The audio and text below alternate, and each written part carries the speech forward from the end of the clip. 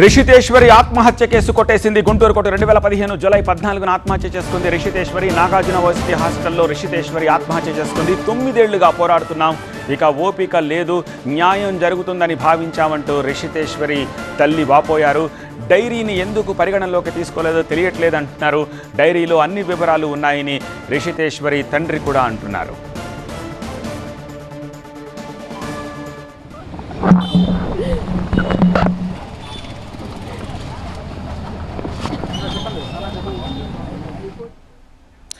సీనియర్లు తోటి విద్యార్థుల ర్యాగింగ్ వల్లే తాను ఆత్మహత్య చేసుకుంటున్నట్టుగా రిషితేశ్వరి సూసైడ్ నోట్ రాసింది.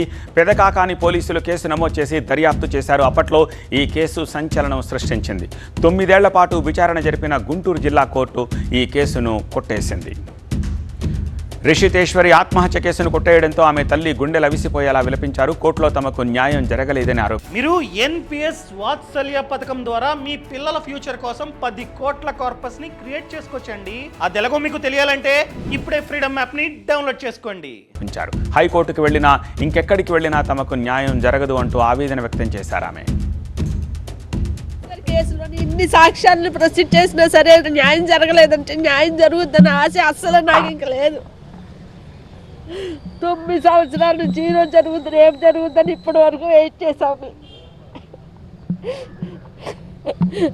ఏం మాట్లాడమంటారండి, మాట్లాడటానికి ఏమీ లేదు, అంతా అయిపోయింది.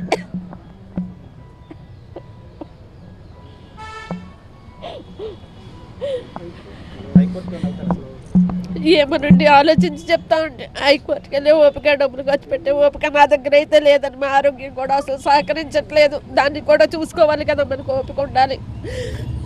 తర్వాత ఆలోచించి చెప్తా ఉండి ఇంకెందుకన్నా ఇంకా కోర్టులను వెళ్ళి అదే చెప్పాను అనుకోండి, ఇంకెక్కడికి వెళ్తాం.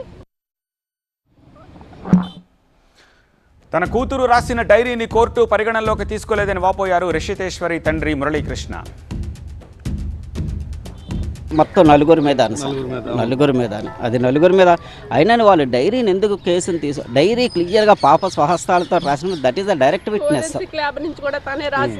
తనే రాసిందని రిపోర్ట్ అని వచ్చినప్పుడు దాన్ని ఫారెన్సిక్ ల్యాబ్కి పంపించినప్పుడు ఆ డైరీని ఎందుకు పరిగణలోకి తీసుకోలేదు? తను రాసిన 10 డైరీ మొత్తం పాప డైరీ అంతా డిఎస్పీ గారు మొత్తం అందరి దగ్గర ఉన్నాయి కదా. చంద్రబాబు నాయుడు గారికి కూడా ఒక కాపీ ఇచ్చాను నేను.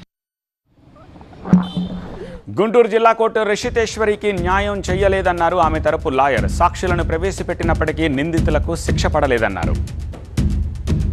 న్యాయం సక్రమంగా జరిగి ఉండవలసింది, కానీ న్యాయం జరగలేదు. ఫ్యాక్ట్స్ని కానీ న్యాయపరమైన అంశాలని కానీ కరెక్ట్గా చట్టబద్ధంగా కనుక అప్రిషియేట్ చేసి ఉంటే ఈ కేసులో తప్పనిసరిగా నేరస్తులకు శిక్ష పడి ఉండాల్సింది. కానీ న్యాయమూర్తి గారు ఆ ఫ్యాక్ట్స్ గురించి కానీ లీగల్ పొజిషన్స్ న్యాయపరమైన అంశాల గురించి కానీ సక్రమంగా ఆలోచించలేదు, సక్రమంగా అర్థం చేసుకోలేదు. కనుక ఈ జడ్జిమెంట్ సరైన జడ్జిమెంట్ కాదు. మరోవైపు రిషితేశ్వరి కేసులో అమాయకులను ఇరికించారని నిందితుల తరపు లాయర్ తెలిపారు. వారి 9 ఏళ్ల అకాడమిక్ ఇయర్ దెబ్బతింది అన్నారు.